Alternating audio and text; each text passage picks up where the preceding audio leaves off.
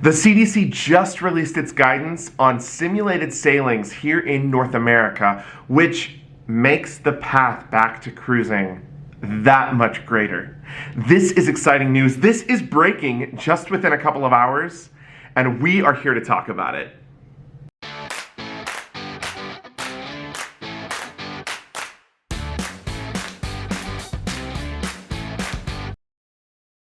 Well, good evening, everyone. If this is your first time joining us, my name is Jordan, and this is CDC Cruise. We are a YouTube channel all about the passion and love and obsession of cruising around the world, and I want to thank you for joining us today. Now, I know that this news is coming a little bit later in the day, and that's because this just broke this afternoon, and we wanted to hop on here and talk about it because we thought that it was important. But before we do, if you could do me a favor and hit that subscribe button, hit that like button, and ring that bell notification so that you get notified every single time we bring you videos just like this one that are important and breaking as we all look forward to the resume of cruising here in North America. So let's get into this. So the CDC today released its technical guidance for test sailings here in North America that will have to happen if cruise lines want to sail unvaccinated. Now, there are two paths to restarting cruising. Path A is vaccinated cruises. That means that 98% of the crew is vaccinated and 95% of the guests on board also have full vaccines. And this is, both shots in arms and 14 days past that second shot. That's what they considered fully vaccinated. That is path A. Path B, if a cruise line chooses to not make vaccines mandatory, will be that they have to do a test sailing in North America, and there is a set of lengthy guidelines that we're going to get into here in a second that all of the cruise lines have to adhere to in order to then get approved to restart their sailing. Now, no matter which path a cruise line goes, they have to still apply for this safety certification that will basically put the CDC's stamp of approval on the cruise line to get these ships out on the waters again. Now again, path A, vaccines. It's pretty simple and there's not much other than that. They do have to register for this certification 30 days prior to when they believe that the ship is going to sail. And the CDC has said that they are making a good faith effort to get back in contact with the cruise lines. Verbatim, it says in a timely manner. So they're not necessarily committing to any specific time frame here, but they're saying, hey, you get us this information, you put in your application essentially, and we'll get back to you in a timely manner.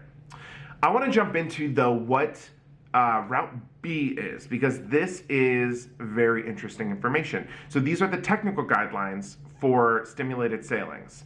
Now, we all know, and this was months ago when Royal Caribbean launched their campaign asking people to sign up to go on test cruises, and they received over 100,000 applications. Right here, I definitely applied. Jared applied. I applied for several family members and friends. Did you apply? Let us know in the comments if you did.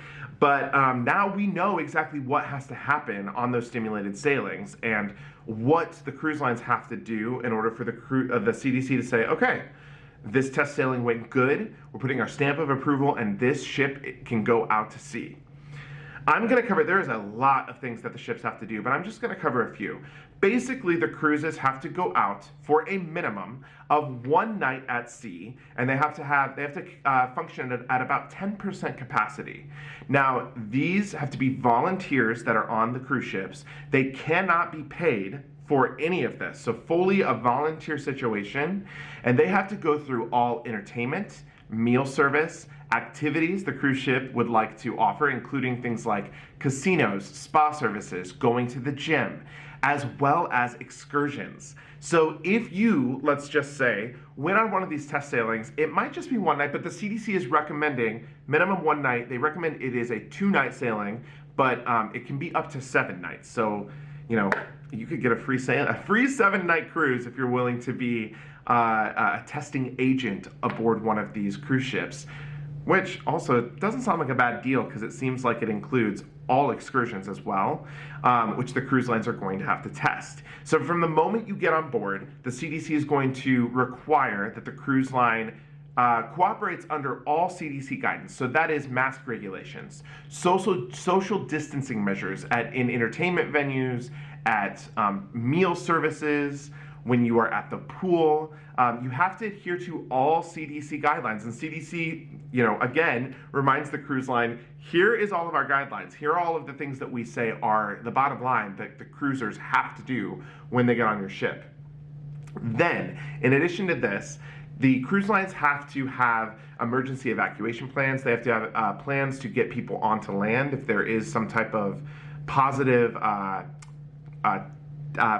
case on the ship, as well as if there's an outbreak, what that is going to look like as well. In addition to this, something that I think is quite interesting, these unvaccinated cruise ships, the CDC is saying that there can only be one unvaccinated cruise ship at a port per day. So you all know, we've all been on the cruise ship that docks in Nassau or docks in Cozumel, along with 8 other cruise ships. You get off and you see, a Disney ship and a Carnival ship, Royal Caribbean, Norwegian. Every single major cruise line is represented. You see Princess, you see Celebrity, you might see Crystal Cruise Line. An unvaccinated cruise ship can only be there alone, and it can't be there with anyone else. In addition, if you are taking an excursion, it does have to be an excursion that is with that cruise line, and the person leading the excursion, as well as everyone on your excursion, has to be from the ship. So that means crew members have to get off of the ship and take the group of people on whatever excursion they're going to go on to, and you have to stay with them the entire time. If you do not, you will not be allowed back on the ship. Now, this is not much different than what's going on in Europe right now. There are unvaccinated cruises that are sailing, there are vaccinated cruises that are sailing, but for most of these cruise lines, you do have to be in your group from the ship. You have to go off the ship together, you have to come back on the ship together, and you cannot go anywhere else, regardless. When you are on that excursion, you have to adhere, again, by the United States CDC guidelines. So, when you are indoors, you have to have a mask. When you're outside, you don't have to have one. Any rule that basically the CDC has said, this is our bottom line, again, when you're on another island in another country, the CDC says that it is the cruise line's responsibility to make sure that all passengers are playing by those rules and that they are all paying attention to exactly what the CDC must require them to do. Again, this is the bottom line.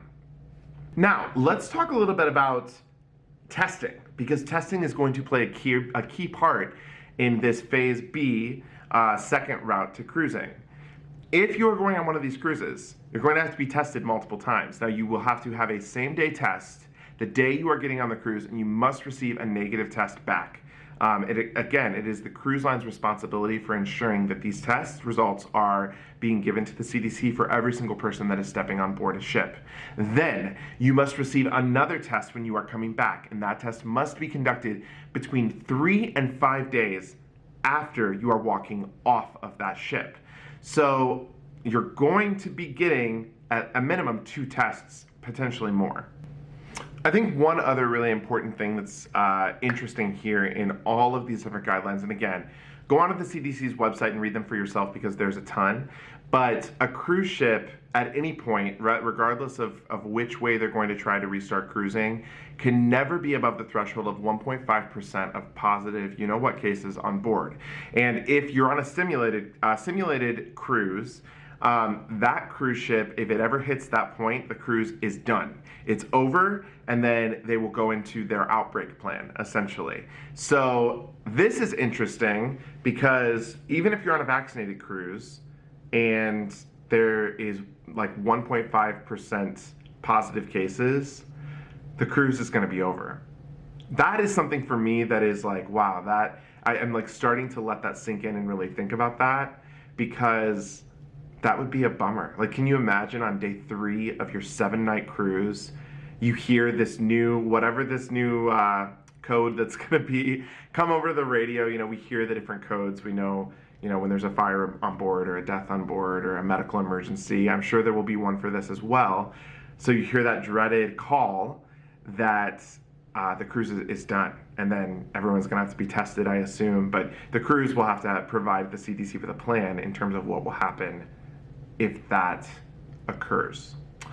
So my question to you, would you go on one of these test cruises knowing all of the things that you have to do? However, also all of the things that it includes. You get to experience everything. You get to go on all the excursions. You get to really be a guinea pig, and you get to sail on one of these ships at 10%. 10%? That's mind-blowing to me. Would you do one? Maybe you've signed up to do one with Royal Caribbean already. Do you still, like, if you got the call tomorrow, would you still go? Do we think that any of the cruise lines are going to operate as unvaccinated? As I said, I think some of these cruise lines that maybe are a little bit more kid-friendly, such as Disney, they might be going unvaccinated. That's what they're doing in the UK. They might do the same thing here in the United States. So they will have to start doing simulated cruises pretty much immediately so that they can sail within 30 days of getting that plan. So these are the things that we're going to be watching. I wonder what cruise lines are going to come out with.